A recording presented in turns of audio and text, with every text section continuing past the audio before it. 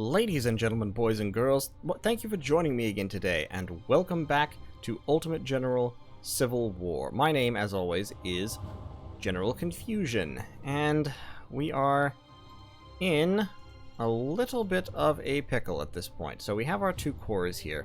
They're both quite beaten up. We have the left, we have the right. We don't have any reserves. We're down to only 35,681 soldiers. We're going to have a little bit of trouble, I think, because we are going to have to be headlong assaulting a very tough defensive position again. This is not my favorite kind of scenario. But we have to do it, so we'll see what we can do. So, General Rosecrans' army managed to survive our vicious attack and now stands on strong defensive ground. On January 1st, 1863, both armies rested and took care of their wounded soldiers. We surround them, and we expected them to withdraw, but they seemed determined to fight to the last man. So be it. Prepare to attack, let no one escape. We must secure Nashville Pike before more Yanks arrive, otherwise our heroic soldiers would have died for nothing. Okay, so the camp would not let me disband any units or anything, so... Okay, General, Nashville Pike must be held at all costs if we want to claim victory today. The Federals will soon reinforce their positions with thousands of soldiers, so we must act now or withdraw.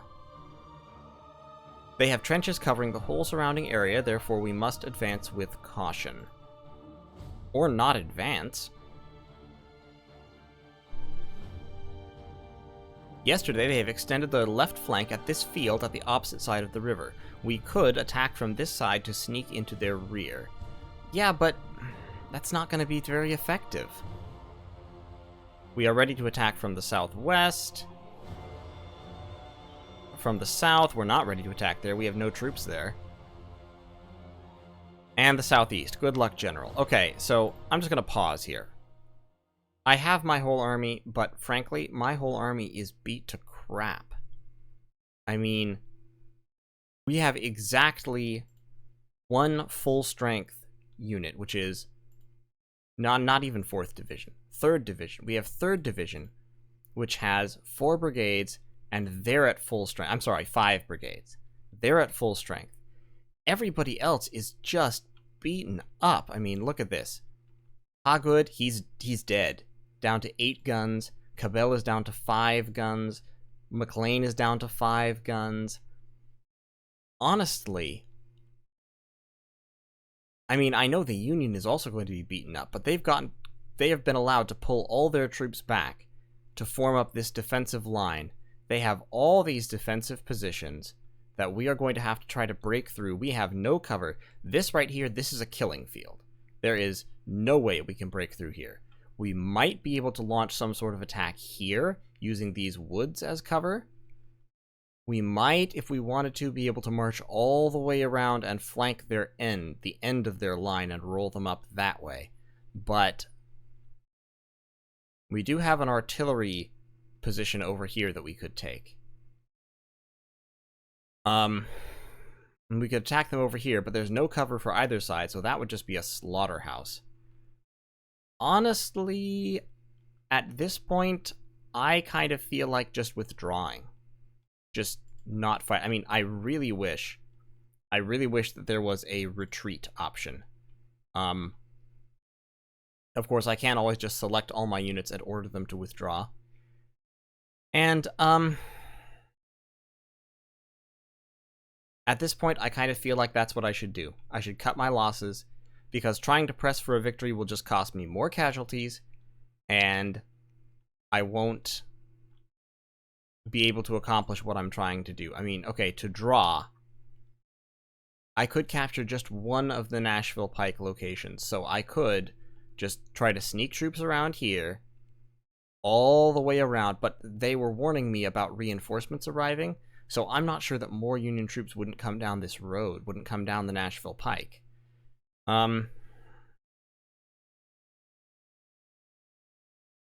Yeah, I'm seriously considering just outright withdrawing. Because the fact of the matter is, I don't want to expose my troops to more damage at this point. I want to fall back, regroup, get ready for the next one.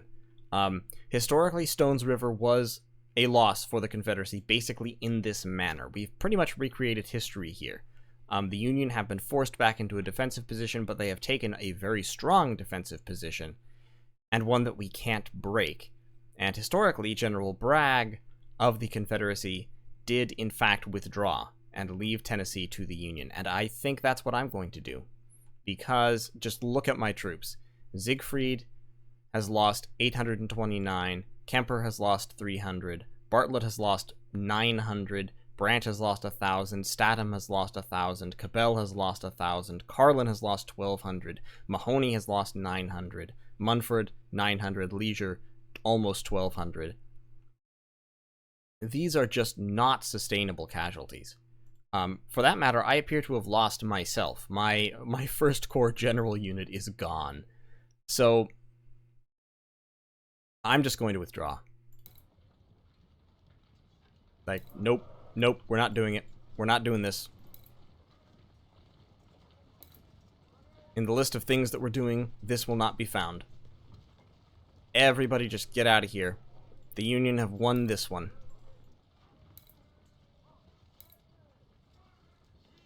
We'll get them next time, boys. Don't you fret. We'll get them next time. But today is not the Confederacy's day.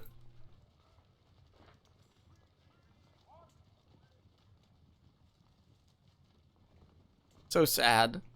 I'm so sorry, boys. I'm sorry I failed you. Ah, well. We will be back. We will be victorious another day. We are going to take a big reputation hit for this loss, but too bad. That's just gonna have to be what it is. Because I just didn't see a way to do this effectively. I mean, going all the way around and coming down on the flank was the only thought I had, but that was so risky, and they could block it just by drawing troops from over here to fill in this gap. We might have been able to seize this. We probably could have, actually, but it would have taken even more casualties, and the victory just was not going to be... The victory already at this point was absolutely not going to be worth it. We've lost so many officers. We've lost so many men. We're going to be way down on manpower. And losing even more men in an attempt to press for a draw just wasn't going to happen. It wasn't worth doing. So we're pulling out. And we will try again another day. We are following in the footsteps of General Braxton Bragg. And we'll get you next time, Rosecrans. We'll get you next time.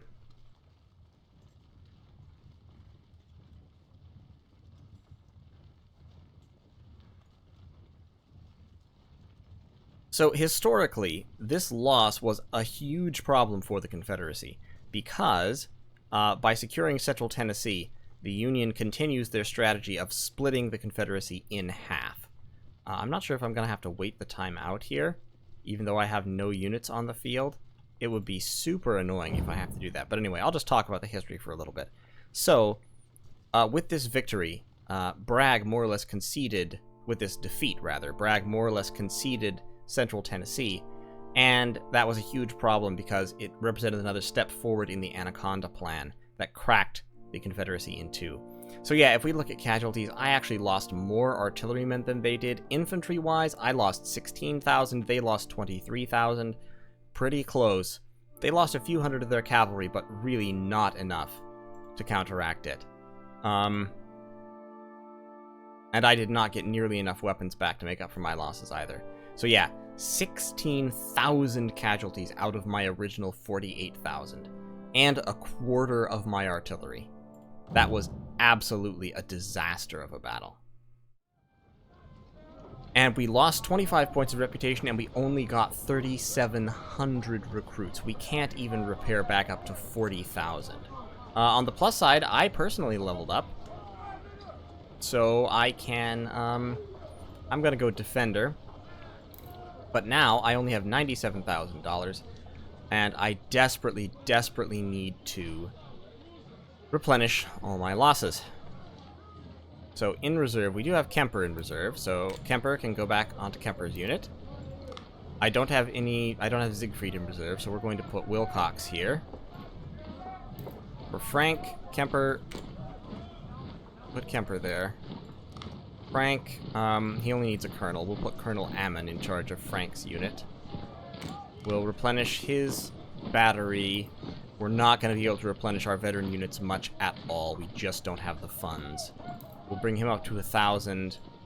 We'll bring Kemper up to... We have 167 Lawrences, so we'll give him 165 there. Maney... Oh, dear. We'll bring Maney up to 1,000 again. But our veterans, we just got the crap kicked out of our veterans. For Branch, rookies. Harlan gets rookies. Smith gets rookies. Mahoney gets rookies, so we're bringing 2nd Division back up to full strength. Munford and Leisure have leveled up, which is nice. Hagood. Hagood, I'm just going to disband, actually.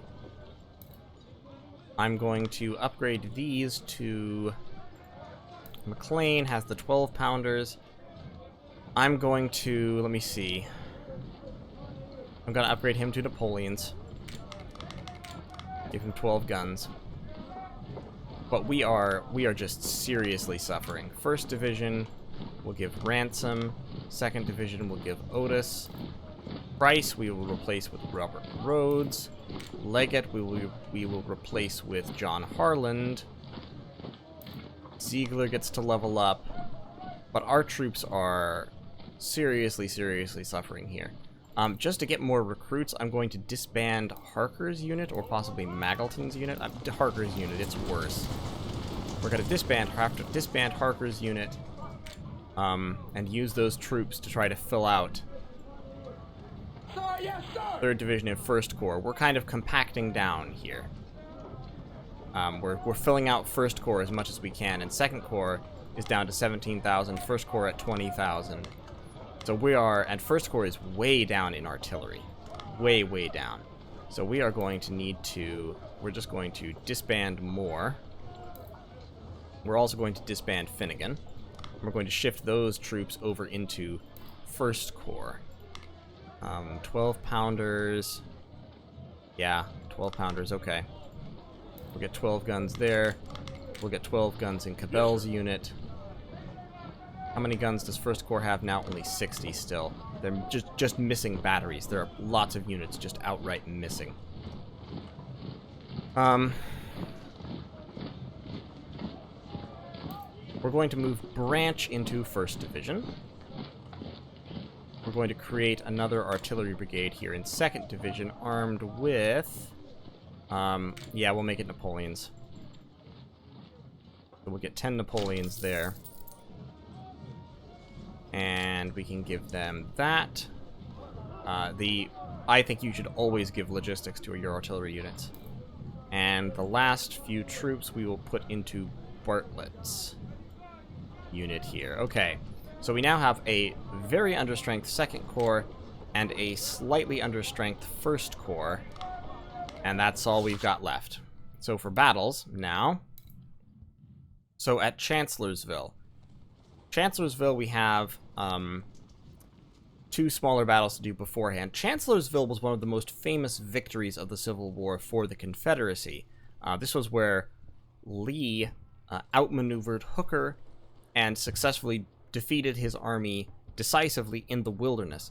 Unfortunately, casualty-wise, it was almost even.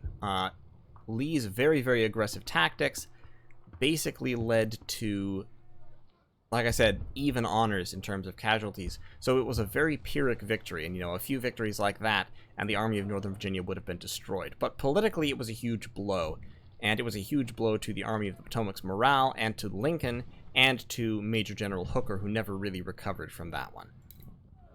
So let's go on to Blackwater Heights. We need supplies for our army stationed near Chancellorsville, and you've been assigned to a foraging expedition at the southeast of Virginia and east of North Carolina. Your order is to advance at the area to gather as many supplies as possible. Your objective is to defeat the Yankees that hold the stone bridge at Blackwater River and block your advance. So victory will give us about $100,000. 4,900 recruits, and 5 reputation. Let's get into it really quick, see if we can knock this one out. We get 20 brigades.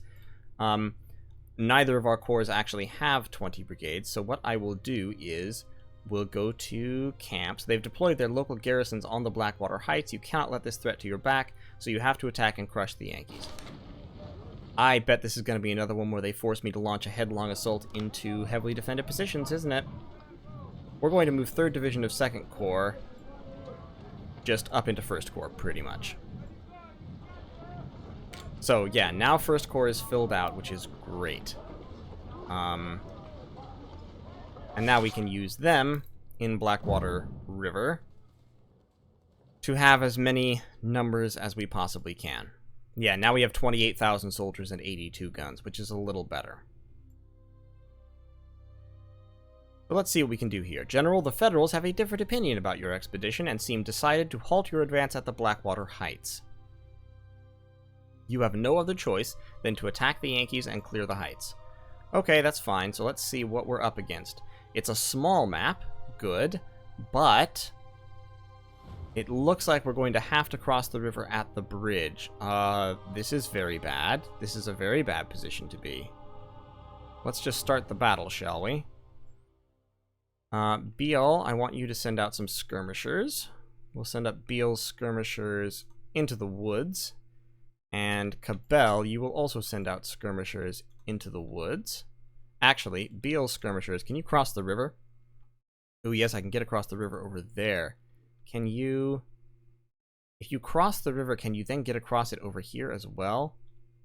Doesn't look like it. Yeah, because that's a ford, but that's all impassable. That's fordable, but impassable, impassable, impassable, impassable, impassable, impassable, impassable, impassable, impassable. Okay, so there is no way to get across the river except the bridge. Great. Fantastic. So, there's no point scouting that because we're not going that way. We can't afford to. We'll just lose troops to impassable terrain. Cabell's skirmishers can move straight up through those woods. 1st Division. We're going to put 1st Division here in the forest. They are kind of the weak link here. 2nd Division. Draw them up along there, except for Beale's skirmishers. 3rd Division. We've got Cabell's skirmishers already moving forward. So 3rd Division can get up there, and 4th Division will advance furthest, actually. 4th Division contains 3 units of artillery, so they, I think, will be the ones to start the bombardment off. And nobody's running yet because we don't need anybody running at the moment. That'll just waste effort. Now, hopefully, this is a fool's hope. I'm just hoping that we outnumber the enemy and we'll be able to just kind of force our way across. But we're not going to be able to because they gave me 20 full brigades. Okay, so we've got skirmishers in the woods. That's to be expected. Beale's skirmishers. Maggleton, you split off some skirmishers. Go join the fighting against these skirmishers. Cabell's skirmishers are doing okay, but not fantastic. 3rd Division. 4th Division, actually, pull up here. Yeah, Cabell's skirmishers are a little outnumbered at the moment, so let's fall them back. They're just taking casualties and not accomplishing much right now. We'll get Cabell and Maggleton's skirmishers pulled up right there. Cabell, Maggleton's, and Beale's, actually. We'll pull them up in these woods. And we'll get Maggleton and... Actually, 3rd Division as a whole. We'll get Maggleton and Bartlett moving up this way. While Leisure and Munford move forward this way to support the skirmishers. Let's speed things up a little bit, shall we?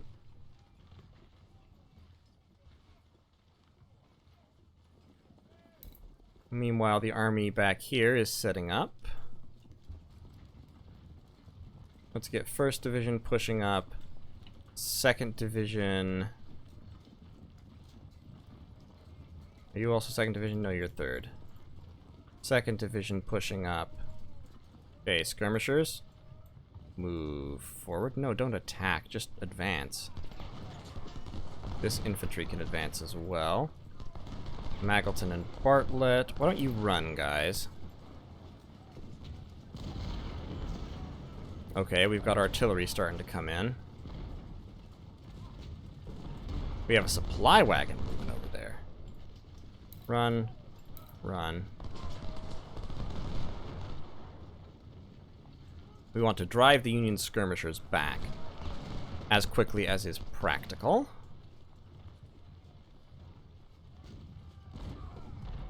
We only have 2 hours and 22 minutes to get something done.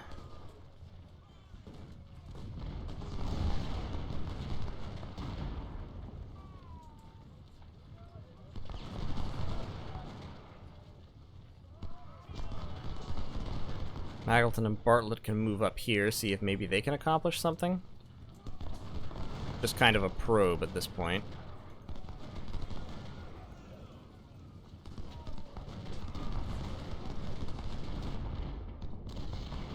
Okay, Bartlett, swing in and flank those skirmishers.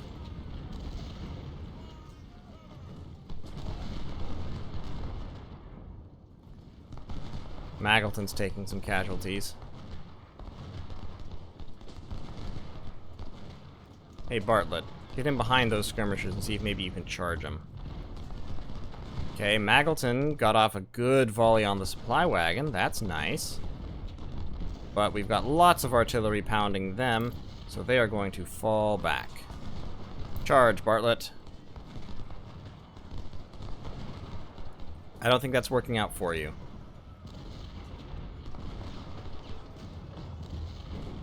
Maggleton, continue to retire, please. Okay, Bartlett. That's fine.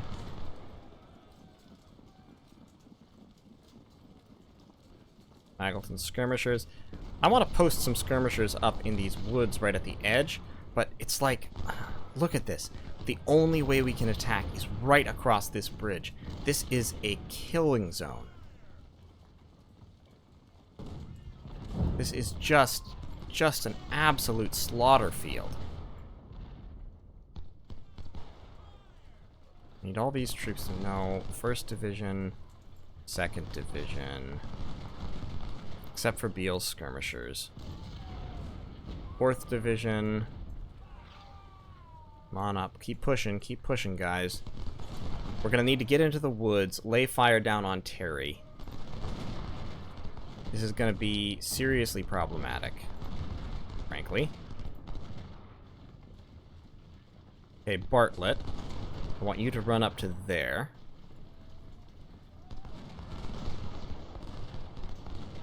Munford. Our skirmishers are slightly getting the better of the skirmishing fight, except for Cabell's skirmishers, but what we need to do is we have to... No, stop that. I hate, absolutely hate trying to draw boxes in this game.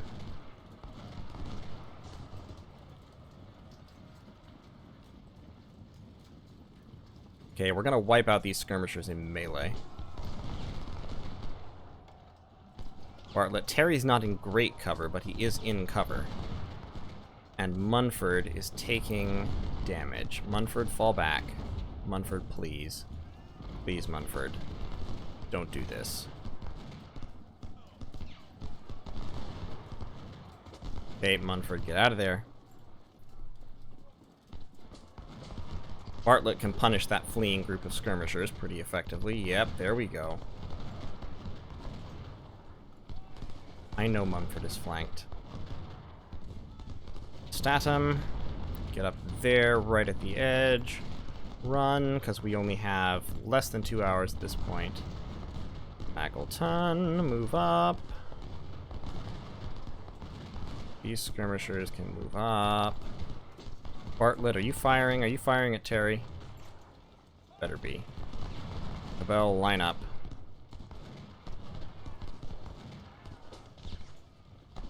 Magleton is standing there. We've got those skirmishers in the river. Things are going okay, but we are going to have to just, I think we're going to have to pull up 2nd Division here and launch a mass charge across the bridge. I think that's the only way we're going to be able to do this. I mean, Terry, we're inflicting some damage on Terry, and that's great, but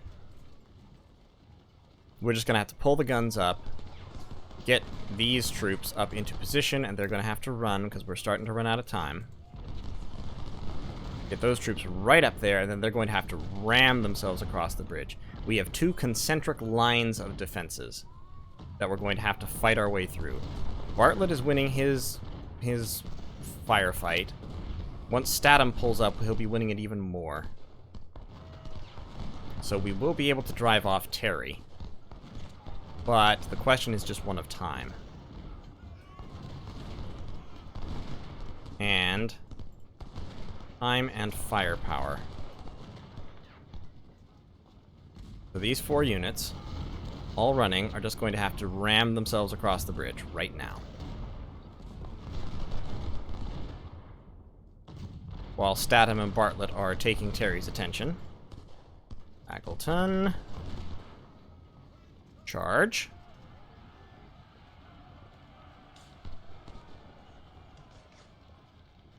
Now all these units.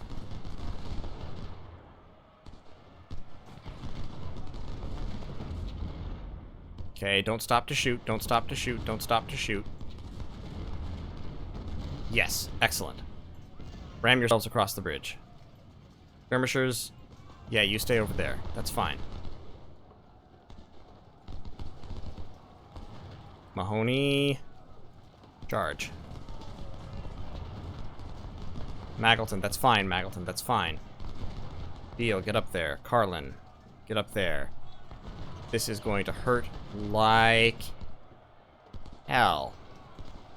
Both of you shoot Terry. All of you troops are running, right? Frank, get up there.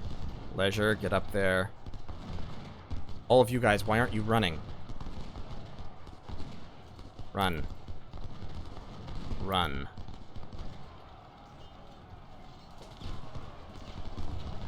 Beale, charge the guns. Mahoney, how you holding up? We need to get reinforcements across there post-haste. We only have an hour. Cabell, run. Mahoney's holding up okay. We'll send Statham to help. Okay, stop charging and shoot, Beale. Beale, shoot the guns. Shoot the guns, Beale. Shoot him. Shoot him. Carlin, advance on Hawkins. Mahoney is holding on. Magleton is not. Statham, I need you to charge in support. Bartlett. Get up there in the fields. Okay, the guns fired off and drove me back. They've got so many units in such a small space. It is bad. Bad news bears is what's happening right here. Carlin is going to have to charge with Siegfried in support. Branch, it's like at this point I have the numbers in this area, and all I can do, the only thing that will be at all successful here, is to launch mass charges. That's the only chance I've got, because I have to bust through these defensive lines, and I have to do it immediately.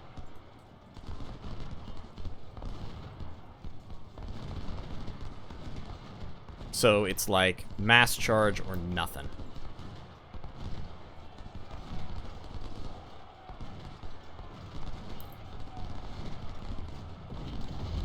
Kemper, and we have to get rid of those guns as well. Those guns got to go. What are my casualties? Yeah, 7.5% already. Carlin's running. Munford. General Wilcox is killed. So, this is the kind of scenario that I don't really like, and I'll tell you why I don't like it. It's because this scenario is very, very simplistic. Not simple, simplistic, which is a different and much more annoying thing. Basically, there aren't any choices here. The enemy is dug into their hard defensive position. They're not leaving. They have no reason to leave. They're not going to leave.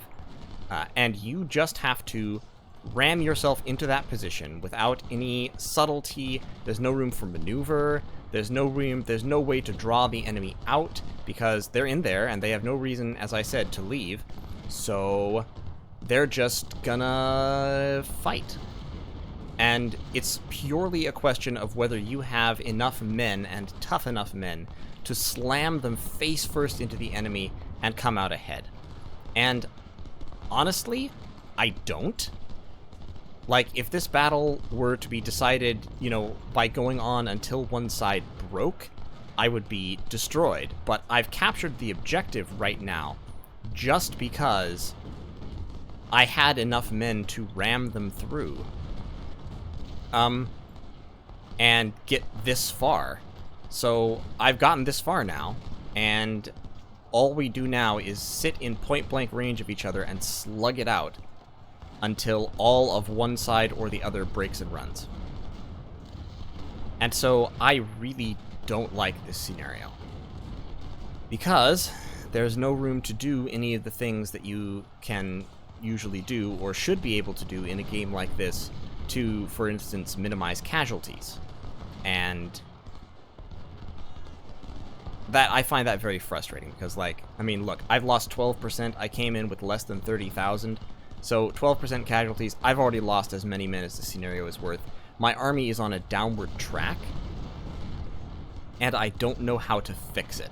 So this game, overall, actually, over the last few scenarios, has become quite irritating in that way, because they implemented some parts of the dynamic campaign idea that I really like, but then they took away a lot of the things that could make it really interesting, like the fact that my victories actually affect the enemy only in very minor ways.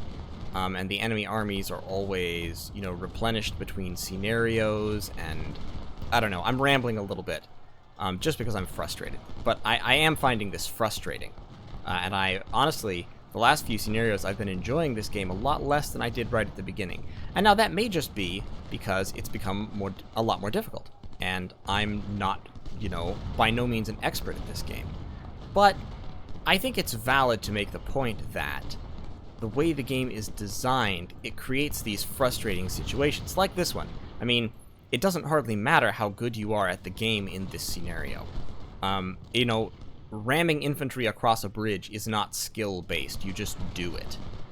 And I could have done it faster, I could have waited longer before I did it. Possibly the strategy of this scenario is to wait until the last possible minute and then gang, you know, bum rush across the bridge so that you can take this really fast and then not have to have this standing fight. But that seems very gamey to me. Like, that's the kind of strategy that evolves from taking advantage of the game's mechanics, as opposed to the kind of strategy that evolves organically from thinking about how you would actually fight this kind of battle, which is the kind of strategy I prefer. And so, yeah, I'm not a fan of this scenario, and I'm a little less a fan of this game than I was when I first started. As I've gone on and the novelty of the mechanics has worn off, I've started to see a little bit more of the frustration behind it. Now, honestly, I think I carried off that assault pretty competently, and as you can see, despite having to push ourselves across a narrow choke point covered by all of the enemy, despite that, we have actually driven them into retreat, taken the objective, inflicted tons of casualties. I just took casualties myself, and to me,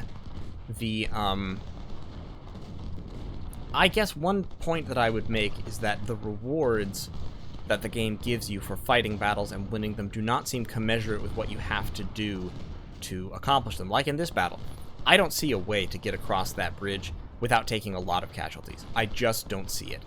Even if you break the first line with artillery fire from the other side of the river, which could be possible, but even if you break that first line, they're just going to fall back into these woods. and then you have to launch a frontal assault with little cover into the woods. And you're just going to take casualties doing that. There isn't a way around it. So, I mean, looking at the numbers, I'm just going to speed up here because the battle is basically finished. So we're just going to finish it off for the last 5 minutes. But we'll get to look at the casualty numbers and see. But I don't think I, made a profit numbers-wise here. Like, look at it. Yeah, I actually lost more than the enemy, although they lost a lot more guns. But infantry-wise, I lost more infantry than the enemy did. And I don't see a way I could have really avoided that. I did capture some nice guns, I guess. Yeah, better guns than I have. Better fire rate, better range, all that stuff, so that's fine. But, I lost a little over 4,000 men. Okay, I guess I did make a profit. I guess I made a profit of just a few hundred. But so, basically all of that is just going to go into replacing losses. And Siegfried, the officer of this unit, got wiped out again. We'll give him Ledley. So it becomes very frustrating because I'm running and running and I'm just kind of treading water, as it were. That's kind of how I feel, even when I win, because, like, I won the Battle of Fredericksburg. I won the Battle of Antietam, but even in winning, I didn't really win, because those victories, they'll have an effect on score at the end of the game, but they didn't have an effect on my army or the enemy army going forward. And since I lost more troops than I gained, it didn't feel like a victory. There was no sense of progression. There hasn't been a sense of progression army-wise for actually quite some time. As I'm doing these, as I'm filling out these units, I am actually, I'm actually having fewer units and fewer soldiers as I go along, which, I mean, I suppose that's realistic for the Army of Northern Virginia, because the Army of Northern Virginia did decline over the latter parts of the Civil War, because they were just being beaten up. But from a game perspective, especially when you look at my litany of victories, when I've won out of how many scenarios? 1, 2, 3, 4, 5, 6, 7, 8, 9, 10, 11, 12, 13, 14, 15, 16, 17, 18, 19, 20, 21, 22, 23. Out of 23 scenarios, I've scored 2 defeats. There have been 2 times when I've actually been beaten, and every other time I've won. But the rewards for winning have not been great. And from my perspective, and you can look at these, we can actually apparently look at the outcomes here. So, we look at the losses from Fredericksburg. Like, I lost 15,000 soldiers at Fredericksburg. I did not get 15,000 recruits, so my army shrank after that victory.